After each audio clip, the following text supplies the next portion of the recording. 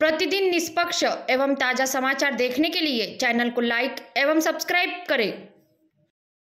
जूना police station अंतर्गत आए दिन घरफोड़ी, गाड़ी के डिक्की से पैसों की चोरी, वाहन चोरी, चेन स्नैचिंग ऐसे अनेक बढ़ते अपराधों के चलते शनिवार की सुबह 4 से 5 बजे के दरमियान हनुमान नगर फेरकीपुरा कामठी न्यायालय के सामने स्थित महालक्ष्मी ऑनलाइन सर्विसेज दुकान के सामने खड़ी ब्लैक सिल्वर रंग की स्प्लेंडर गाड़ी क्रमांक MH40 CJ0632 जिसकी अंदाजन कीमत 50,000 रुपये 2 अज्ञात चोरों द्वारा चुरा ली गई।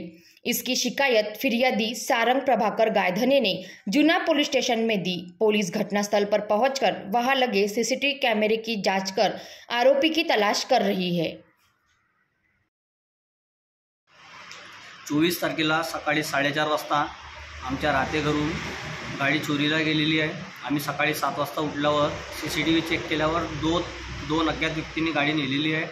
त्याची तक्रार आम्ही जुनी पोलीस स्टेशन कामठी यांना दिलेली आहे। गाडी क्रमांक आमची MH40 CJ0632 Splendor plus black आणि सिल्वर कलरची आहे।